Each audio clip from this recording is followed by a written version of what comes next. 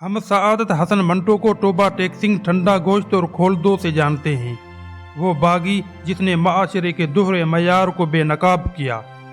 लेकिन क्या आप जानते हैं कि मंटो की एक ऐसी किताब भी है जो पाकिस्तान में आम नहीं मिलती।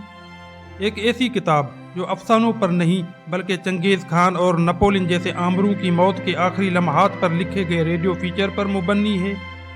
ये कैसा मंटो है जो 1942 में दिल्ली की ऑल इंडिया रेडियो स्टूडियो में बैठकर सदियों पुराने मुकबरे खोद रहा था। वो मंटो जो हमारे आज के जख्मों पर लिखता था, वो अचानक मंगोलिया के सहराओं में चंगेज़ खान की आखिरी सांसें क्यों गिन रहा था। वो मिस्र के शाही महल में किलोपत्रा की खुदकुशी का मंजर क्यों लिख रहा था। तो आखिर मंटो ने उन जनाजों के बारे में क्या लिखा। कलम का सफ़र में खुश आमदीद। ये वो सफ़र है जो अदब के दफन खजानों और उनके पीछे छुपी कहानियों को मंजर आम पर लाता है। किताब जनाजे 1942 में शाये हुई। ये मंटो के अफसानों का मजमुआ नहीं बल्कि उन 8 रेडियो ड्रामों का मजमुआ है जो उसने ऑल इंडिया रेडियो दिल्ली के लिए लिखे थे। ये किताब 8 तारीखी जनाजों पर मुश्तमिल है। चंगेज़ खान, तैमूर, किलोपत्रा, नपोलियन, बाबर, शाहजहां, टीपू सुल्तान और रास्पुटिन। मंटो उन किरदारों की अजमत से ज़्यादा उनकी मौत की बेबसी में दिलचस्पी रखता था।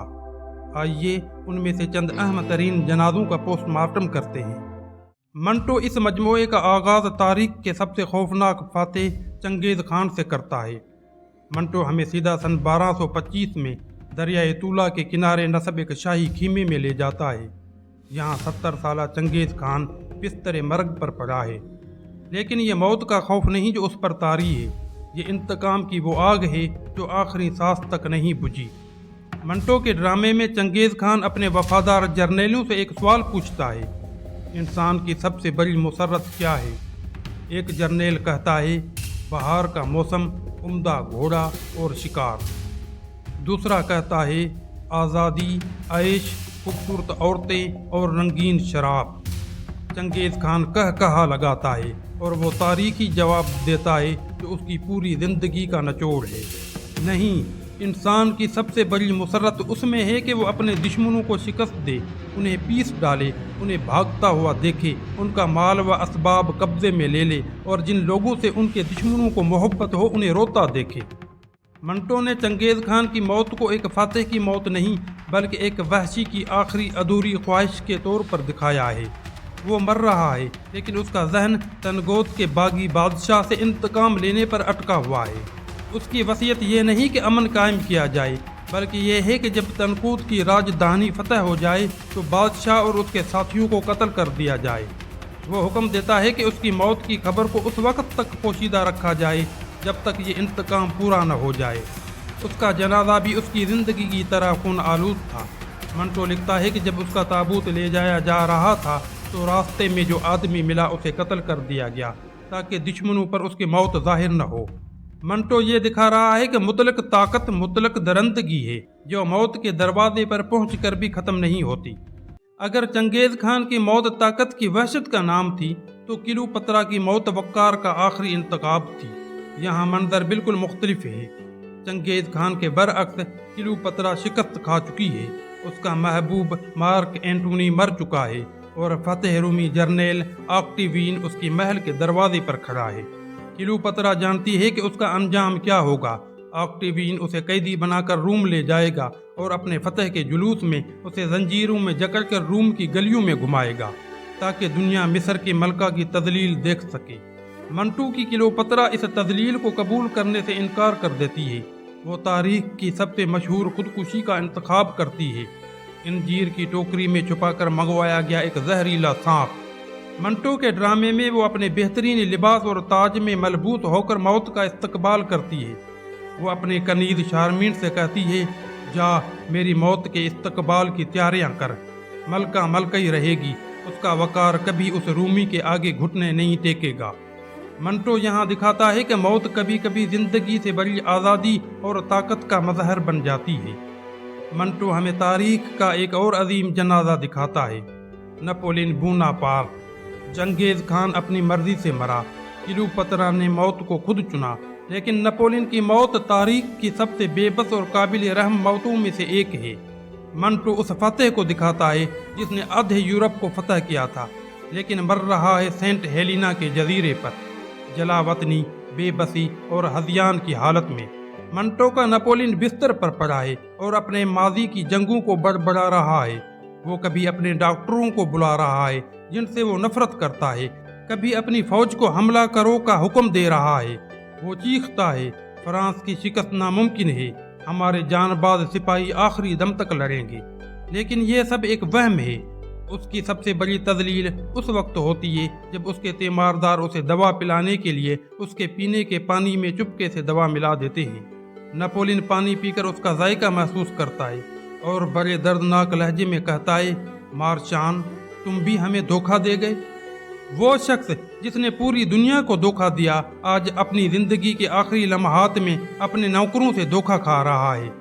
منٹو نے اس طرح جنازے میں طاقت کے ہر اس پہلو کو دکھایا ہے جسے موت آخرکار بے نقاب کر دیتی ہے۔ آخر سعادت حسن منٹو ان جنازوں، مقبروں اور موت کے فلسفے میں اتنی دلچسپی کیوں لے رہا تھا؟ اس کا جواب خود منٹو کی ذات اور اس کی زندگی کے تضادات میں چھپا ہے۔ 11 مئی 1912 کو پیدا ہونے والا سعادت حسن ایک پیدائشی باغی تھا۔ وہ حساس تھا اور معاشرے کی اس منافقت سے نفرت کرتا تھا جو اسے اپنے ارد گرد ہر جگہ نظر آتی تھی۔ منٹو کا پہلا اہم ادبی کام کوئی افسانہ نہیں تھا، بلکہ وکٹر ہیوگو کے شہرۂ آفاق novel the last day of a condemned man کا اردو ترجمہ تھا۔ یہ محض اتفاق نہیں تھا۔ 21 سال کی عمر میں ہی منٹو کی دلچسپی کا مرکز ایک ایسے انسان کی نفسیات تھی جو اپنی موت کا انتظار کر رہا ہے۔ یہیں سے موت اور انسانی نفسیات کے ساتھ اس کا وہ رشتہ قائم ہوا جو اس کی آخری تحریر تک جاری رہا۔ پھر 1947 میں تقسیم کا المیہ پیش آیا۔ منٹو جو بمبئی سے محبت کرتا تھا اسے لاہور منتقل ہونا پڑا۔ یہ ہجرت اس کے لیے جسمانی سے زیادہ روحانی موت تھی۔ پاکستان میں اس کی زندگی غربت، ادبی مقدمات اور گھریلو پریشانیوں میں گزری۔ وہ شخص جو 1942 میں دوسروں کے جنازے لکھ رہا تھا، وہ 1950 کی دہائی میں نقادوں کے بقول خود ایک زندہ جنازہ بن چکا تھا۔ منٹو نے اس کتاب میں 8 شخصیات کی موت پر لکھا۔ آئیے اس کا گہرا تجزیہ کرتے ہیں کہ منٹو ہمیں ان جنازوں کے ذریعے کیا دکھانا چاہتے تھے۔ منٹو کی تحریروں اور اس کی ذاتی زندگی کا مطالعہ کرنے والے نقاد اکثر سیگمنڈ فرائڈ کی ڈیتھ ڈرائیو کے نظریے کا حوالہ دیتے ہیں۔ فرائڈ کا ماننا تھا کہ ہر انسان کے اندر زندگی کی جبلت کے ساتھ موت یا خود تخریبی کی ایک لاشعوری خواہش بھی موجود ہوتی ہے۔